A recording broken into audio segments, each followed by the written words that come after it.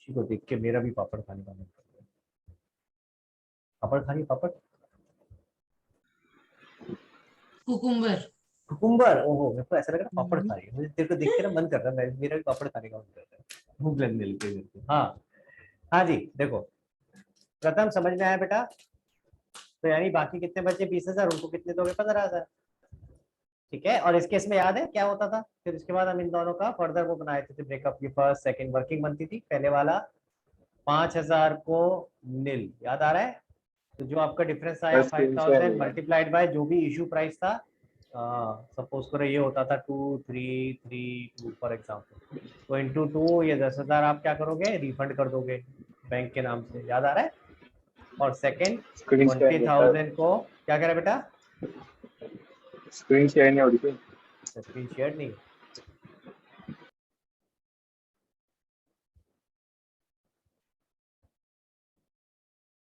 देखो तो 20,000 को 15,000 अलॉट करें तो 5,000 इंटू अगेन कितना एक्सेस हो गया एप्लीकेशन मनी? 10,000। और हमने अलॉट करे हैं 15,000, तो ये सारे के सारे हमारे कहाँ एडजस्ट हो जाते हैं? एक्सेस एप्लीकेशन मनी अलॉटमेंट में। समझ आ रहा है? कुछ कुछ याद आया? हो जाएगा प्रथम? ओके डन, चलो भाई आगे चलते हैं। तो पहला वाला ये तो समझ में आ गया, ये सिंपल था, issue for consideration cash. Cash पे अगर हम इशू कर रहे हैं तो क्या होगा? तो सिंपल है, उसके अंदर बस आपको खासकर ओवर सब्सक्रिप्शन वाला थोड़ा सा ध्यान रखना है किस तरह से वर्किंग करेंगे। अब बात करते हैं ये issue of debenture for consideration other than cash, ये इंपॉर्टेंट चीजें हैं, अब इस पे फोकस करना है। ठीक है, तो अगर अदर देन कैश पे हम अगर इशू कर रहे हैं तो क्या होगा? तो ऐसे केस में क्या क्या सिनेरियो आ सकता है? पहला आ सकता है फॉर परचेज ऑफ एसेट, किसी एसेट को परचेज करने के लिए कर रहे हैं। समझ आ रहा है मेरी बात? तो अगर किसी एसेट को परचेज करने के लिए कर रहे हैं तो हमेशा याद रखना है, कोई भी केस हो, फॉर एग्जांपल एसेट परचेज कर रहे हो, बिजनेस परचेज कर रहे हो, क्या क्या होता था? एसेट परचेज, बिजनेस परचेज, उसके अलावा इनकॉर्पोरेशन एक्सपेंसेस, और लास्ट होता था अंडर राइटिंग कमीशन। ये 4 ही सिनेरियो होते थे अदर देन कैश में।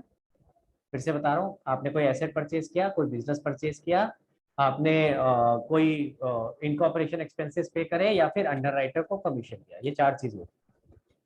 इन चारों में ही दो दो एंट्रीज होंगी, दो दो एंट्रीज हमेशा दो होंगी, एक ड्यू करोगे और एक पे करोगे। ठीक है, एक ड्यू की एंट्री और एक पेमेंट की एंट्री। समझ आ रही है सबको? ठीक है, अब इंपॉर्टेंट बात ध्यान से सुनना, मैं पहला एग्जांपल लेके चल रहा हूँ। आपने एसेट एसेट खरीदा है, तो सबसे पहली एंट्री क्या होगी? जो भी एसेट खरीदा है, asset debit to vendor account. अगर नाम दे रखा है जिससे खरीदा है तो उसका नाम आ जाएगा, मान लो XYZ था तो आ जाएगा asset account debit to XYZ account. Clear हुआ? अगर आप सामने क्वेश्चन देखो, इस क्वेश्चन में क्या है? XYZ ने एक बिल्डिंग खरीदी है ABC से। अब ये भी याद रखना कि 2 में ABC आएगा या 2 में XYZ आ जाएगा, तो कैसे पता चलेगा? किसकी बुक्स बना रहे हो? XYZ की बना रहे हैं ना। अगर XYZ की बुक्स बना रहे हो तो उसकी बुक्स में अपना नाम तो आ नहीं सकता, तो फिर ABC का आएगा। अगर ABC की बुक्स बन रही होती तो XYZ का नाम आता। समझ में आ रही है मेरी बात? क्लियर हो गया? तो क्वेश्चन में ये ध्यान रखना किसकी बुक्स बना रहे हो, उसी हिसाब से एंट्री करनी है। तो इस क्वेश्चन में क्या होगा? उसने बिल्डिंग खरीदी है, ठीक है, बिल्डिंग खरीदी कितने की? 10 लाख की। तो पहली एंट्री हमेशा याद रखना क्या होगा? Asset account debit to vendor. इसमें एसेट क्या? बिल्डिंग, तो बिल्डिंग अकाउंट डेबिट टू किससे खरीदी है? ABC लिमिटेड से। क्या इस पहली एंट्री में मैंने कुछ भी दिखाया? यहाँ तक देखो, पहली एंट्री में क्या कुछ आ रहा है कि उसके बदले में हमने क्या दिया? 10 लाख रुपए के बदले में क्या दिया? 10 लाख का जो एसेट आया बिल्डिंग का, नहीं आ रहा ना। तो पहली एंट्री में सिर्फ आप ये ड्यू करते हो कि हमें वेंडर को कितने पैसे देने। यहाँ पे कभी भी सेटलमेंट मत दिखाना, ये याद रखना कि हमने इसको क्या पे किया। अगली एंट्री पे आते हैं, जहां पहली खत्म हुई, कहाँ पे खत्म हुई जसलीन? पहली एंट्री, जसलीन ही गायब हो जाती है जैसे मैं बात करने आया। जसलीन,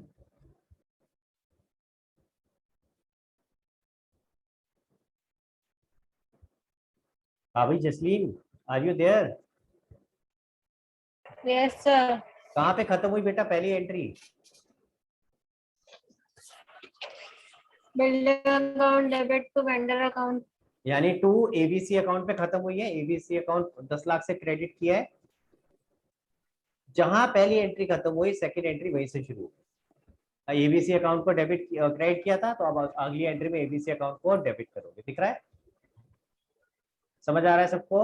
तो जहां पहली, हाँ जसलीन, जहां पहली एंट्री, ब्रेक हो रही है हाँ बेटा तेरी तेरी काफी। तेरी तेरी आवाज पे कोई है, तेरी आवाज ब्रेक हो रही है एक्चुअली।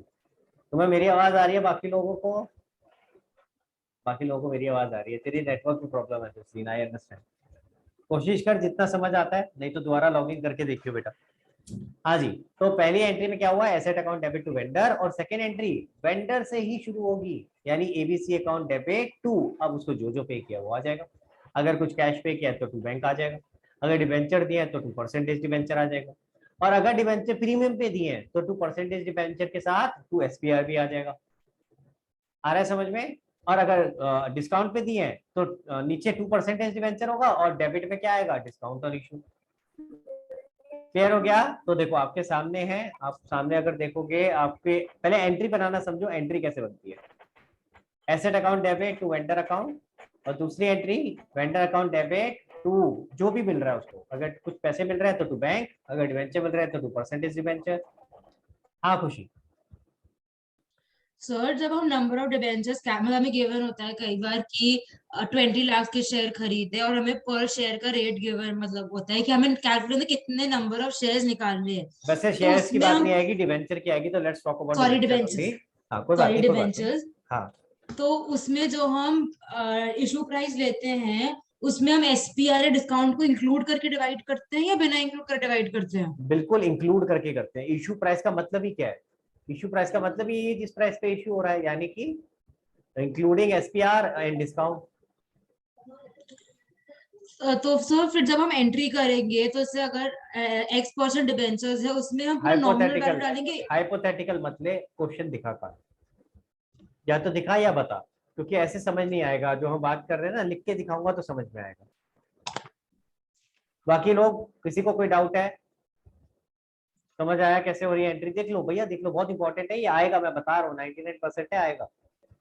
अब इसके इसमें नॉर्मली क्या होता है, ध्यान से सुनना। क्वेश्चन में नॉर्मली हमें ये नहीं गिवन होता कितने डिबेंचर इशू करें, जो खुशी बोल रही है ना कि इतने डिबेंचर इशू करें, नॉर्मली गिवन नहीं होता, तो हम नॉर्मली वो निकालते हैं। क्वेश्चन में क्या गिवन होता है, 10 लाख रुपए के एसेट खरीदे, अगर ये वाला क्वेश्चन देखो क्या लिखा है, XYZ limited purchase the building from ABC for 10 lakh, तो कितने की खरीदी ये तो दे रखा है, इसके बेसिस पे पहले एंट्री तो हो गई। आगे दे रखा है it issue 9% debenture of 100 each eight 90, पर ये बताया कितने डिवेंचर इशू करें, क्या बताया क्वेश्चन? नहीं बताया ना, तो ये हमें निकालना पड़ता है। ठीक है, तो हमें ऐसे केस में जो सेकंड एंट्री जब करते हैं तो 2% डिवेंचर में कितना आएगा हमें पता ही नहीं, जब नंबर ऑफ डिवेंचर ही नहीं पता कितने हैं तो कैसे निकालोगे, तो इससे पहले नंबर ऑफ डिवेंचर निकालते हैं, फिर उसके बाद सेकंड एंट्री कंप्लीट होती है। ठीक है, हाँ बताओ खुशी। सर the क्वेश्चन है bright limited issued rupees 4 lakh 6% debentures of 100 each at a discount of 5% redeemable after 3 years. अब बताओ प्रॉब्लम क्या है इसमें? तो इसमें हम जब 4 नंबर ऑफ शेयर्स डिबेंचर्स निकालेंगे तो हम 4 लाख को 100 से डिवाइड करेंगे या 95 से डिवाइड करेंगे? बेटा यहाँ तो 100 से करोगे, क्योंकि ये भी तो नॉमिनल वैल्यू दे रखी है आपको।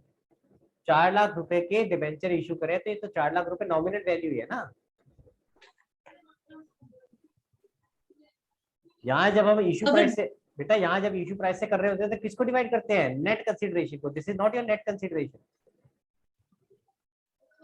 नेट कंसीडरेशन क्या होती है, कितने रुपए का एसेट खरीदा, ये थोड़ी ना बोले 4 लाख रुपए का एसेट खरीदा है, वो तो ये बोल रहा है 4 लाख रुपए के डिबेंचर दे रहे हैं, तो this is nominal value of the debenture. बात समझ आ रही है मैं क्या कह रहा हूँ?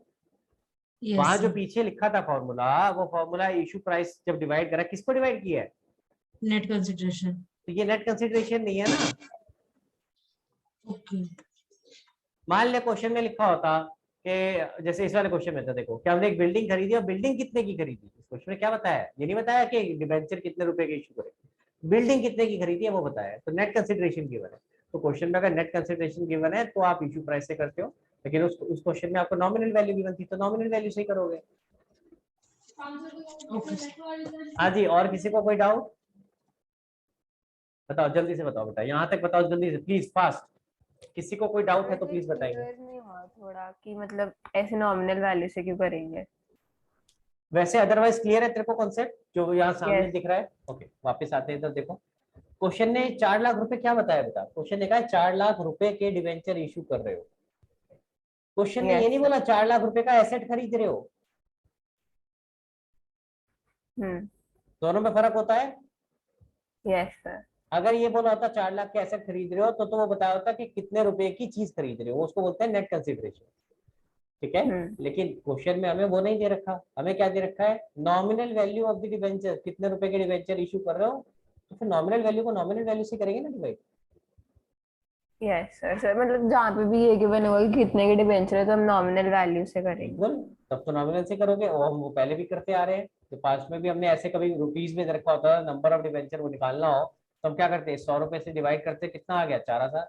इसी बात को जो यहाँ लिखा है, इसी बात को दूसरे तरीके से कैसे कह सकते थे कि हमने एसेट खरीदा और बदले में क्या करा? 4000 डिवेंचर दिए 100 रुपए के, एट अ डिस्काउंट ऑफ 5%। समझ आया?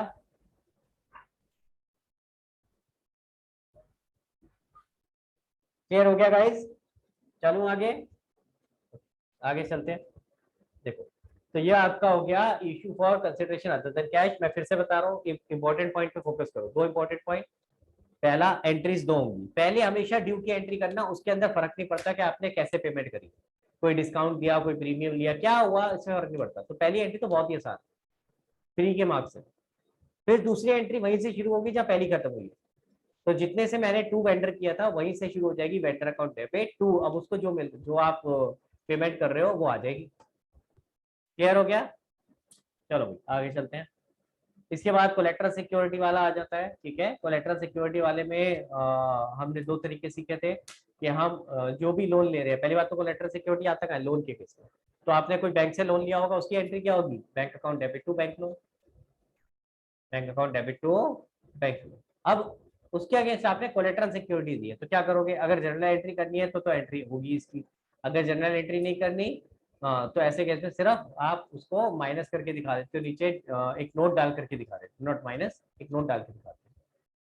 अगर क्वेश्चन ने कहा है, ध्यान से सुनेगा मेरी बात, क्वेश्चन ने कहा जनरल एंट्री करो फॉर इशू ऑफ डिबेंचर, तो क्या एंट्री करोगे? बताओ सर अर्नब, क्या एंट्री होगी अगर जनरल एंट्री करनी है तो?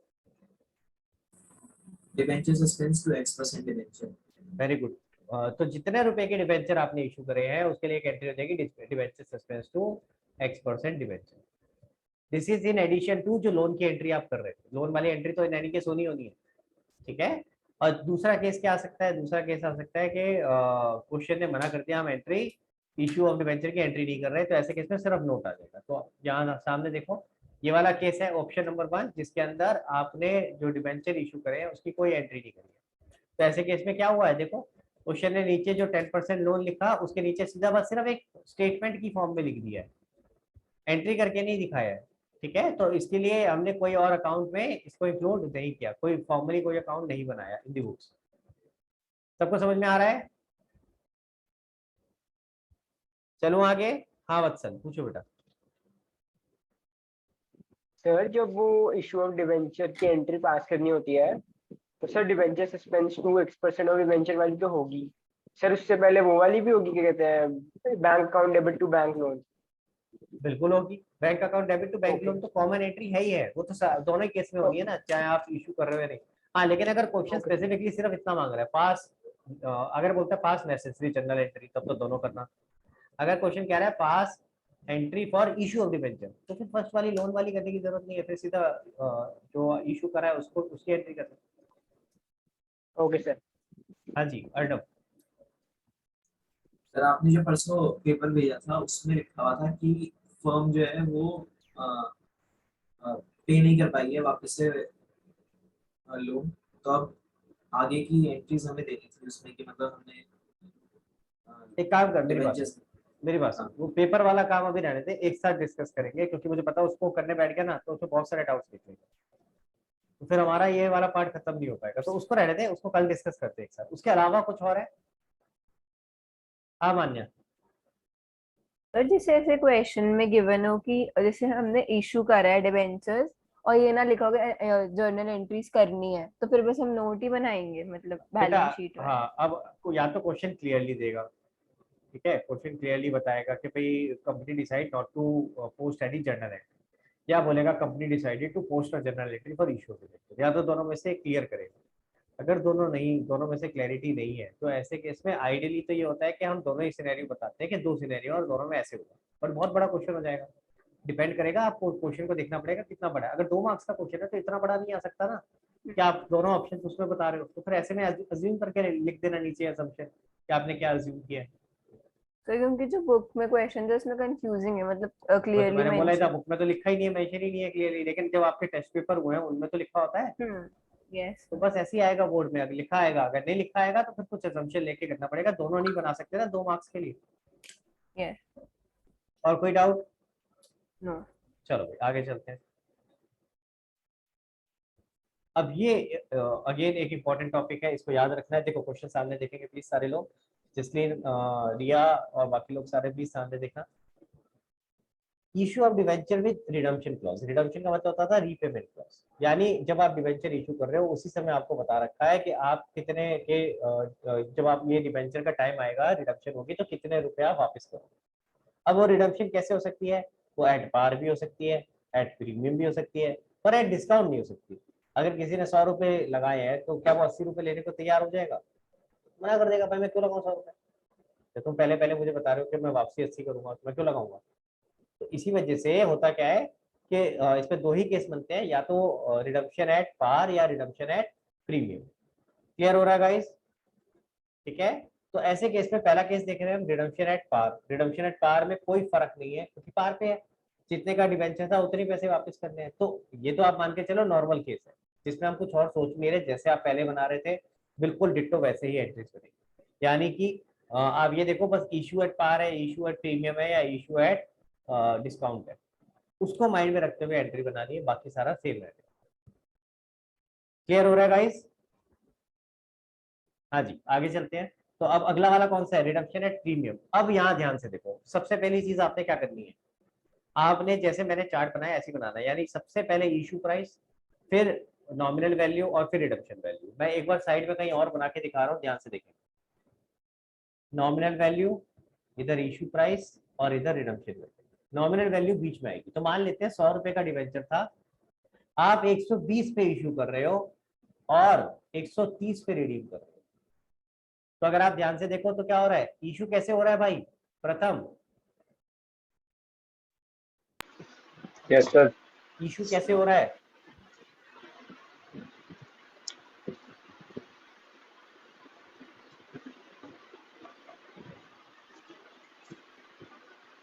बताओ सर भाई। लमसम। अरे यार मैं सवाल क्या पूछ रहा हूँ, तू यार आंसर क्या दे रहा है? लमसम कहाँ से बात आ गई? मैं नॉमिनल वैल्यू, इशू प्राइस और रिडम्पशन वैल्यू लिख रहा हूँ, तो यहाँ से क्या पता चलेगा? यहाँ से लमसम और इंस्टॉलमेंट पता चलेगी। नहीं सर, ये एक तो प्रीमियम पे हो रहा है। हाँ तो कैसे हो रहा है इशू? प्रीमियम पे इशू हो रहा है। 100 रुपए की चीज 120 रुपए पे इशू हो रही है। तो हमारी नॉर्मली एंट्री क्या बनती थी? ध्यान से देखो, debenture sorry bank account debit, पहले बैंक डेबिट होगा to debenture application and allotment, और दूसरी एंट्री होती थी debenture application and allotment to percentage debenture and to SPR. आ रही है बात समझ में? नॉर्मली यही होती थी अगर रिडम्पशन क्लॉज नहीं होता, अभी भी यही होगी। बस फर्क क्या हो जाएगा, अब क्योंकि रिडम्पशन क्लॉज भी है तो यहाँ पे एक और एक्स्ट्रा अकाउंट हो जाएगा टू प्रीमियम ऑन रिडम्पशन, और डेबिट क्या हो जाएगा? Loss on issue. आई बात समझ में? और जितना प्रीमियम होगा उतना लॉस आ जाएगा। समझ में आया? तो आपने करना क्या है, जब भी विद रिडम्पशन क्लॉज है और साथ में आपको बोला हुआ है कि क्या बोलते हैं, जो रिडम्पशन हो रहा है वो प्रीमियम पे हो रहा है, तो आपने क्या करना है, आपने नॉर्मल तरीके से जैसे बिना रिडम्पशन क्लॉज के एंट्री करते थे वही करनी है। बस फिर साथ में देखना है, अगर प्रीमियम है रिडम्पशन पे तो क्या हो जाएगा, नीचे पीओआर आ जाएगा, प्रीमियम रिडम्पशन, और ऊपर एलओआई यानी लॉस ऑन क्या बोलते हैं, इशू, लॉस ऑन इशू हो जाएगा। सबको समझ में आ रहा है? प्रथम क्लियर हो गया? किसी को कोई दिक्कत? अब एक और सिनेरियो था कि अगर मान लो डिस्काउंट पे हो रहा है, यानी कि 120 की जगह मान लेते हैं ये 80 होता है, तो ऐसे में क्या एंट्री बनती? पहली एंट्री तो ये होती भाई 80 80, और जो हम यहाँ पे एंट्री कर रहे थे क्या बनेगी? डिबेंचर एप्लीकेशन अलॉटमेंट, मैं वही वाली लिख रहा हूँ जो पहले थी वैसे ही लिख रहा हूँ। Debenture application and allotment debit to percentage debenture. Basic entry तो ये थी, अब क्योंकि डिस्काउंट पे हो रहा है तो डिस्काउंट आपका यहाँ आ जाएगा, और क्योंकि प्रीमियम पे रिडीम हो रहा है तो अब इसका नाम डिस्काउंट का क्या हो जाएगा? Loss on issue. ऊपर लॉस ऑन इशू हो जाएगा और नीचे प्रीमियम ऑन रिडम्पशन आ जाएगा। देखो समझ में आया कैसे एंट्री बनाई? पहले डिबेंचर एप्लीकेशन 80, परसेंटेज डिबेंचर में 100 और लॉस ऑन इशू 20। पहले ये देखो, तो मैंने जैसे डिस्काउंट पे इशू करने की एंट्री बनाता था बिल्कुल वैसे ही बनाई है, बस डिस्काउंट एंड इशू की जगह नाम लिख दिया है लॉस एंड। इसके बाद जो प्रीमियम था, ये वाला जो एक्स्ट्रा अमाउंट है 30 रुपये, वो प्रीमियम ऑन रिडम्पशन में आ गया और वही 30 रुपये लॉस एंड इशू में ऐड हो गया, टोटल 50 आ गया। क्लियर हुआ सर सबको? हाँ हाँ खुशी। इसमें हम डिस्काउंट और लॉस अलग अलग भी दिखा सकते हैं ना? दिखा सकते हैं, पर प्रेफरेबल होता है कि लॉस को क्लब करके दिखाओ। हालांकि ऐसा नहीं है कि, मतलब ऐसा होना नहीं चाहिए कि आप अलग अलग दिखाओगे तो उसके मार्क्स कट जाए, ऐसा होना नहीं चाहिए। बट आइडियली हम हमेशा प्रेफर करते हैं, हम उस सिचुएशन में आना नहीं चाहते कि कल को काट लिए फिर क्या करेंगे। हम अगर चैलेंज करेंगे उसको कि गलत काटे हैं तो वो गलत, वो तो ऐसा तो नहीं है कि गलत काटे हैं, हाँ नॉर्मली मार्क्स मिल जाते हैं इस चीज के, बट वही है कि अननेसेसरी रिस्क क्यों लो, वो वाली बात है। नहीं सर, और सर जब हम इसको जब हम वो करेंगे स्टेटमेंट ऑफ पीएनएल से या फिर कैपिटल रिजर्व से करेंगे, तो हम कंप्लीट एलओआई का अमाउंट लेके जाएंगे या सिर्फ रिडेम्पशन क्लॉज वाला लेके जाएंगे अमाउंट? बेटा सारा ही लेके जाएंगे ना। जब आप राइट ऑफ कर रहे हो तो जो भी उसमें नुकसान है, जो भी खर्चा है, चाहे वो किसी भी रीजन से हुआ हो, चाहे वो डिस्काउंट देने की वजह से हुआ हो, चाहे वो प्रीमियम ऑन रिडम्पशन की वजह से हुआ हो, किसी भी वजह से नुकसान है, नुकसान तो पूरा ही राइट ऑफ करना है। तो अगर यही क्वेश्चन होता तो इस क्वेश्चन में अगली एंट्री क्या होती? राइट ऑफ की। Statement of PNL to LOI. Statement of P and L to LOI, amount बोलो। 50-50। 50,000। 50,000 समझ में आया? सॉरी, ओहो 1000 कहाँ से आ गया? 50 एंड 50 क्लियर हो रहा है? कोई डाउट? हाँ जी गाइस, समझ में आ गया सबको? अच्छा इसमें एक बात और देख लो, आखिरी वाला पार्ट अभी कर लेते हैं, जो आखिरी वाला था ना, कभी भी आपको राइट ऑफ करना है तो राइट ऑफ के लिए क्या होगा भाई? जो भी लॉस ऑन इशू या डिस्काउंट ऑन इशू था वो डेबिट हो रहा था पहले, अब आप क्रेडिट कर दोगे। ठीक है, तो मैं इस एंट्री की बात कर रहा हूँ, तो आप कैसे बनाओगे? ध्यान से देखो, टू डिस्काउंट ऑन इशू या एलओआई, जो भी आपका डेबिट हो रखा था उसको क्रेडिट कर दोगे। मान लो यही 50 रुपये था, और डेबिट में क्या आएगा? डेबिट में आपके लिए एक ऑर्डर होता है कि आपको क्या चेक करना है। सबसे पहले देखो एसपीआर अगर है तो एसपीआर को यूज करो, एसपीआर अगर नहीं है तो अगला क्या होता है? Capital reserve. कैपिटल रिजर्व है तो कैपिटल रिजर्व को यूज करो, और अगर कैपिटल रिजर्व भी नहीं है तो ऐसे केस में नॉर्मल स्टेटमेंट ऑफ पीएनएल का बैलेंस ले लेते हैं। This is how your discount on issue या loss on issue is adjusted. बस याद क्या रखना है कि इसी ऑर्डर में करना है, यानी अगर पहले एसपीआर है तो पहले एसपीआर से राइट ऑफ करो, फिर अगर आपके पास कैपिटल रिजर्व है तो कैपिटल रिजर्व से करो, और अगर उसके बाद वो भी नहीं है तो फिर ऐसे केस में स्टेटमेंट ऑफ पीएनएल से। समझ आ रहा है सबको? चलो आगे। ओके आगे चलते हैं भाई। इसके बाद क्या रह गया? Interest on debenture. इंटरेस्ट में कुछ दो इंपॉर्टेंट बातें थी। क्या इंपॉर्टेंट बातें थी? पहली इंपॉर्टेंट बात थी कि भाई इंटरेस्ट हमेशा किस पे निकलता है? Nominal value. तो आपने चाहे प्रीमियम पे इशू किया है, चाहे पार पे इशू किया है, चाहे आपने डिस्काउंट पे इशू किया है, जब हम इंटरेस्ट की कैलकुलेशन करेंगे तो वो हमेशा हमेशा हमेशा नॉमिनल वैल्यू पे होगा। इस बात को याद रखना है। तो अगर मैंने 10,000 शेयर इशू 10,000 डिवेंचर इशू करे थे, 100 रुपए each, issued at a discount of 10%। ठीक है, तो हमें इससे फर्क नहीं पड़ता कि आपने डिस्काउंट पे इशू करे कैसे करे, आप फर्क क्या पड़ेगा? फर्क क्या पड़ेगा? हमारे लिए इंपॉर्टेंट क्या है? कितने का शेयर था? 100 रुपए का था।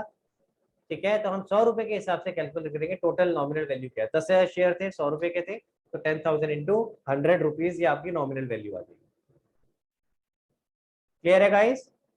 और इसके हिसाब से आप इंटरेस्ट कैलकुलेट करोगे। तो पहली बात तो क्या होगा? Interest is calculated, always calculated on nominal value. दूसरा, क्वेश्चन में जब परसेंटेज गिवन होता है वो पर एनम होता है, यानी वो पूरे साल का होता है, तो जब आप उससे मल्टीप्लाई करते हो तो वो पूरे साल का इंटरेस्ट आता है, वो पूरे साल का इंटरेस्ट आता है। तो अगर आपने इंटरेस्ट एनुअली पे करना है फिर तो पूरे अमाउंट से आ जाएगी एंट्री।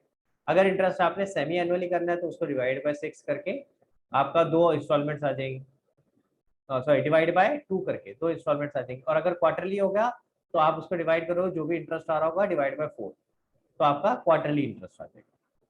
समझ आ रहा है मेरी बात? तो जो एंट्रीज है एंट्री सेम रहने वाली है, अमाउंट बता रहा हूँ, अमाउंट में फर्क आ जाएगा। तो ये ध्यान से देखना है कि ये जो परसेंटेज है it is always per annum, ये हमेशा पर एनम। ठीक है, इंटरेस्ट की एंट्रीज एक बार नजर मार लो। देखो बेसिकली ये 3 एंट्रीज होती है। पहले इंटरेस्ट ड्यू किया, interest on debenture debit to debenture holder, दूसरी डिवेंचर होल्डर टू बैंक, और तीसरी क्या होती है, statement of P&L to interest on debenture. पहले आपने इंटरेस्ट ड्यू किया तो एक्सपेंस डेबिट किया, और जिसको पे करना है डिवेंचर होल्डर उसे क्रेडिट कर दिया, फिर हमने डिवेंचर होल्डर को एक्चुअली पे कर दिया। और थर्ड क्या है, वो जो इंटरेस्ट था उसको कहाँ ट्रांसफर कर दिया, स्टेटमेंट ऑफ P&L। समझ आ रहा है सबको? ओके आगे चलते हैं। अगर इसके अंदर आपको क्वेश्चन में TDS भी दे दिया जाए तो एंट्री यही है, देखो आपके सामने, देखो एंट्री यही है। पहली entry interest on debenture to debenture holder, बस साथ में क्या आ गया डिवेंचर होल्डर के, टू TDS पेपर। क्यों? क्योंकि जो इंटरेस्ट है इस क्वेश्चन के हिसाब से अगर देखोगे 60,000 का, उसमें से 54,000 रुपए तो डिवेंचर होल्डर के पास आ रहे हैं और 6,000 रुपए कहाँ जा रहे हैं, सरकार के पास। समझ आया? क्लियर? तो हाथ क्या आती है एंट्रीज होती हैं जब आप मंथली अपना हिसाब बनाते हो कि हाँ भाई हमारा इस साल कितना पैसा आना है, तो उस सॉरी इस साल हमने कितना पैसा इंटरेस्ट का पे करना है, तो उसी के हिसाब से आप हाथ क्या आती है एंट्री करते हो। तो आपने 60,000 रुपए पे करने हैं तो आप हाथ क्या करोगे, interest debenture to debenture holder, और अगर आपने उस पर कुछ TDS भी देना है तो टू TDS पेबल। तो जो टोटल अमाउंट है एक तरह से 2 पार्ट्स में डिवाइड हो। क्लियर? सेकेंड एंट्री क्या होगी, आप जो डिवेंचर होल्डर को क्रेडिट किया था कैसे पे करना है उसे डेबिट करोगे, पे करोगे, सिमिलरली TDS पेबल पे डेबिट करोगे, उसे पे करोगे। थर्ड एंट्री क्या होगी, वो होगी ट्रांसफर ऑफ इंटरेस्ट, जैसे आप पहले करते आ रहे थे। फर्क नहीं पड़ेगा यहाँ पे कि मैंने अगर इंटरेस्ट और डिवेंचर मैंने ही पूरा पे किया या किसी और के थ्रू भी कराया, बोथ दी केसेस आप सेम कर रहे होगे कि इंटरेस्ट और डिवेंचर को आप ट्रांसफर कर दोगे कहाँ पे, स्टेटमेंट ऑफ P&L। क्लियर हो गया गाइस? हाँ जी, चले आगे, किसी को कोई डाउट यहाँ तक? चलो आगे चलते हैं। राइटिंग ऑफ मैंने बता दिया, तो विद दिस आपका पहला टॉपिक खत्म होता है भाई। तो एक बार जरा देख लो किसी भी टॉपिक में कोई दिक्कत आ रही है तो प्लीज एक बार नजर मार लो, मैं आपको हेडिंग पे ले जा रहा हूँ एक बार। एंड एक बार देखो, जब तक मैं पानी लेके आ रहा हूँ, सॉरी यहाँ एक बार दो तो पानी लेके आता हूँ, तब तक आपको भी देखो।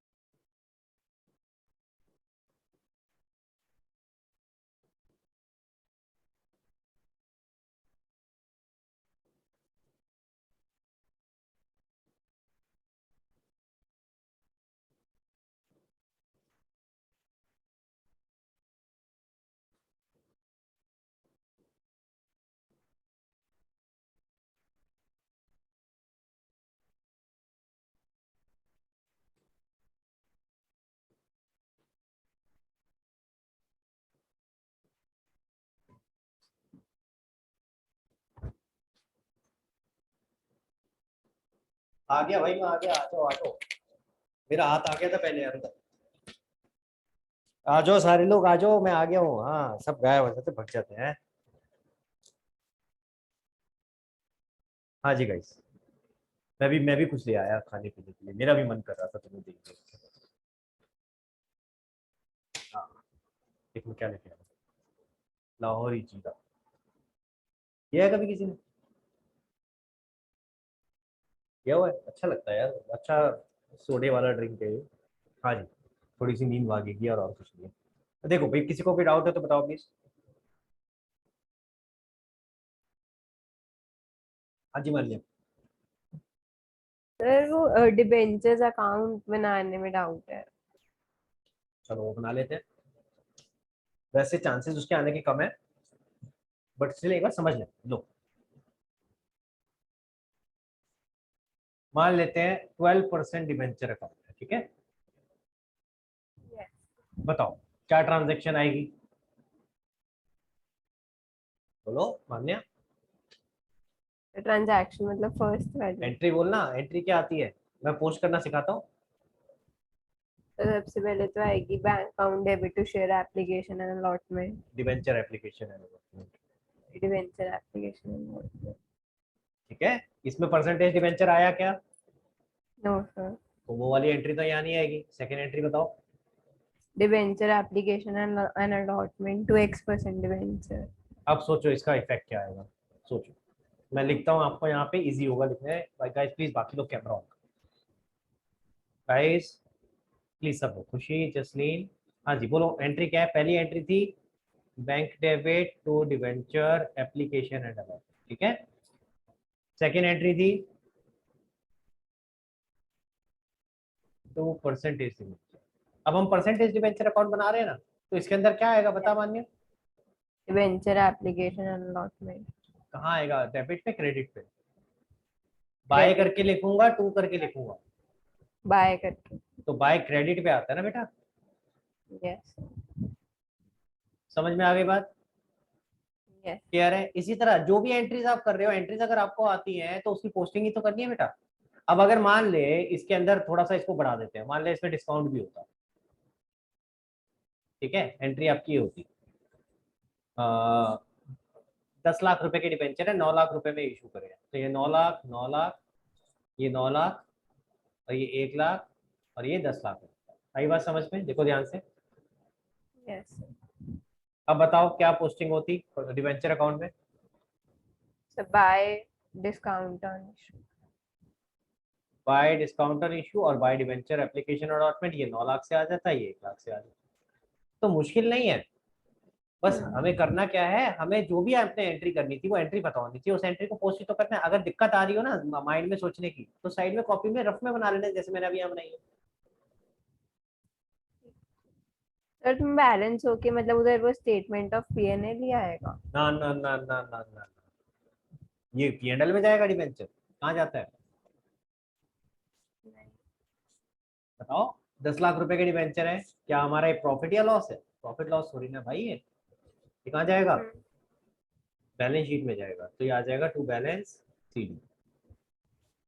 प्रॉफिट लॉस में कौन सा जाएगा, अगर आपका कोई लेट से loss on issue of debenture का आप अकाउंट बना रहे होते तो वो जाता। क्लियर है?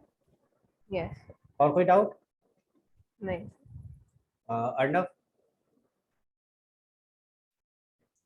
सर राइटिंग ऑफ डिस्काउंट और लॉस, मतलब अगर 3 मार्क की क्वेश्चन में अगर उन्होंने बोला नहीं है वो जर्नल एंट्री मतलब राइटिंग ऑफ की करने के लिए, तो भी करनी है?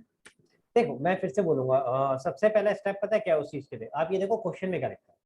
क्वेश्चन में अगर लिखा है पास journal entry for issue of debenture, तो फिर तो हमें सिर्फ डिबेंचर की करनी चाहिए, फिर हमें राइटिंग ऑफ की नहीं करनी चाहिए, क्योंकि इशू की एंट्री कौन सी है, वो ये जो दो एंट्री करी हुई है, bank account debit to debenture application allotment, debenture application to percentage. Issue की तो ये है, ठीक है। समझ आ रहा है सबको, ध्यान से सुनना ये पॉइंट जो मैं बता रहा हूँ। अर्णव ने जो क्वेश्चन पूछा है, ये प्रॉब्लम आती है, समझ नहीं आता कि कौन कौन सी एंट्री करनी है। तो क्वेश्चन ने कहा अगर पास journal entry for issue of debenture, ठीक है वत्सल?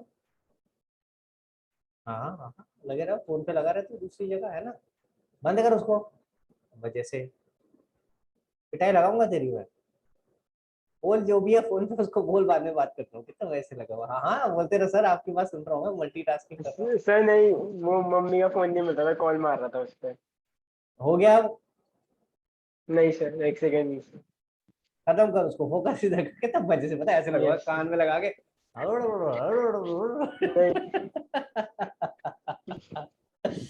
चल जल्दी कर बेटा, इधर इधर फोकस कर, नहीं तो काम की चीज निकल। हाँ सर, हो गया हो गया हो ओके, गया। सो अर्णव ने सवाल पूछा, सर हमें कैसे पता चलेगा कि जर्नल एंट्रीज में कौन कौन सी जर्नल एंट्रीज करनी है? एक तो ये दो हो गई, इसके अलावा एक राइटिंग ऑफ की हो गई, इसके अलावा एक और भी हो गई, इंटरेस्ट की भी हो गई, इंटरेस्ट ऑन डिबेंचर की भी होगी, तो बड़ी सारी एंट्रीज होती है, तो हमें कैसे पता चलेगा कौन कौन सी करनी है? तो क्वेश्चन को ध्यान से पढ़ो। क्वेश्चन में अगर लिखा है पास journal entries for issue of debenture, तो इशू की तो यही दो है, ठीक है। फिर उसके बाद और करने की जरूरत नहीं है। लेकिन अगर क्वेश्चन है पास necessary journal entry for the year, समझ आ रहा है मेरी बात? नेसेसरी जर्नल एंट्री, इशू नहीं बोला, नेसेसरी जर्नल एंट्री, यानी इस साल में जो भी एंट्रीज होनी थी वो करके दिखाओ। तो इस साल में राइटिंग ऑफ की एंट्री भी होगी, फिर वो भी करके दिखानी पड़ेगी। क्लियर हो गया अर्णव, समझ आ गया? और कोई डाउट नो? ये होना था कि अब डेथ आता है तो हाँ क्लास तो रहने दियो, कोई बात नहीं, कोई दिक्कत नहीं है बेटा। हाँ सर पेपर आप मुझे 7 बजे भेज दोगे? हाँ पेपर जिसको जब चाहिए, किसी को अभी चाहिए तो मेरे से अभी ले ले, ठीक है, कोई बात, मैं समझ रहा हूँ, देखो सबका अपना अपना पैटर्न है, तो मैं किसी को ये नहीं कह रहा हूँ कि एक पर्टिकुलर स्पेसिफिक टाइप पे, तो कोई बात नहीं, जिस समय पर ऑनेस्टली देना है, देखो ऑनेस्टी जरूरी है, तो आप ऑनेस्टली दो। और जैसे मैंने सिखाया है कि हर उसके ऊपर वो लिखो कितने बजे शुरू किया था, जैसे बताया वैसे ही करना, ठीक है। एंड आप अगर जितना जल्दी करके दे दोगे, I will try my level best कि मैं आज रात को बैठ के इसको चेक कर लूँ, ताकि कल अगली क्लास से पहले मेरे पास ये आपका पेपर चेक करके हो, मैं आपके साथ थोड़ा डिस्कस करता हूँ, ठीक है। क्लियर हो गया गाइस? हाँ जी बताओ, अर्णव क्या बात कर रहे थे हम? तो और तो कुछ नहीं? नहीं सर। ठीक है, तो जा सकता है बेटा। प्रथम बताओ क्या डाउट है? सर इसमें जो सेकंड एंट्री में आपने डिवेंचर पर्सन डिवेंचर अकाउंट बनाया है, अगर इसमें पीओआर और एसपीआर आता तो उन्हें इग्नोर कर देंगे या पोस्ट तो करेंगे? बिल्कुल सही बोला आपने, आपने खुद ही आंसर दे दिया है, पर दिखा देता हूँ आपको करके। मान लो ये 9 लाख की जगह आप 12 लाख में इशू कर रहे होते, तो ये 12 आ जाता, ये भी 12 आ जाता, ये तो 10 लाख ही रहता, तो 2 लाख कहाँ आता? एसपीआर। क्या एसपीआर की एंट्री परसेंटेज डिवेंचर के अगेंस्ट हो रही है? उसकी तो किसके अगेंस्ट हो रही है? डिवेंचर एप्लीकेशन एंड अलॉटमेंट के अगेंस्ट, तो इसलिए एसपीआर परसेंटेज डिवेंचर में नहीं आएगा। समझ आ रहा है बाकी लोगों को? एसपीआर परसेंटेज डिवेंचर के अगेंस्ट नहीं आएगा। सिमिलरली अगर इसमें एलओआई और पीओआर होता, अब ये तो होता ही आपस में एक दूसरे के साथ है, तो ये किसी और अकाउंट में जाएगा ही नहीं। तो अगर मैं एलओआई और पीओआर की बात करूं, तो एलओआई के अकाउंट में आता है 2 पीओआर और पीओआर के अकाउंट में आता है बाय एलओआई। क्लियर हो गया प्रथम? तो ये तो आपका परसेंटेज Yes, sir. डिवेंचर या और किसी अकाउंट में जा ही नहीं सकता। हाँ जी मान्या, क्या डाउट है बेटा? और एक डाउट था कि अगर इंटरेस्ट ऑन डिबेंचर्स की एंट्री करनी होती है और हमें मतलब गिवन नहीं होता कि हमें ट्रांसफर करना है, तो हमें करनी है लास्ट क्या एंड चीज ट्रांसफर करना है बेटा? स्टेटमेंट ऑफ बिल्कुल पीओएन और बिल्कुल बिल्कुल, it is a part of statement of PNL में ट्रांसफर करना है उसको, इंटरेस्ट को। इंटरेस्ट की तो 3 एंट्री सिखाई है ना आपको, पहले ड्यू करो, फिर पे करो, फिर ट्रांसफर करो, तो ये तो तीनों इंटरेस्ट की ही है। आवाज नहीं आ रही मान्या तेरी, नहीं आ रही बेटा।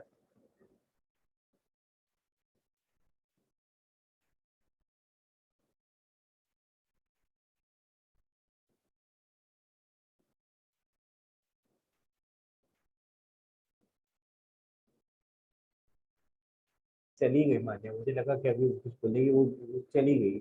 नहीं आ रही मेरी आवाज? मुझे आ रही। सही इंटरेस्ट वाली एंट्री दिखा दो तब तक। हाँ ये लो बिल्कुल लो। कौन से वाले केस की देखनी है बता?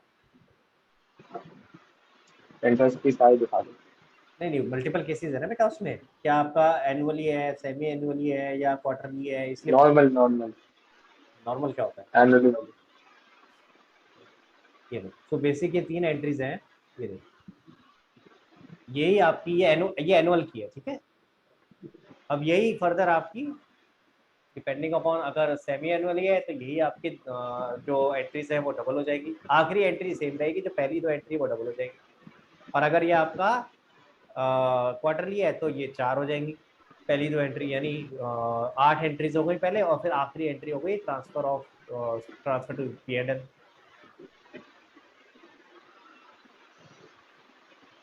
ओके सर, तो आपको क्वेश्चन भेजा एक बार देखना। देख लेते हैं। मान्या बताओ।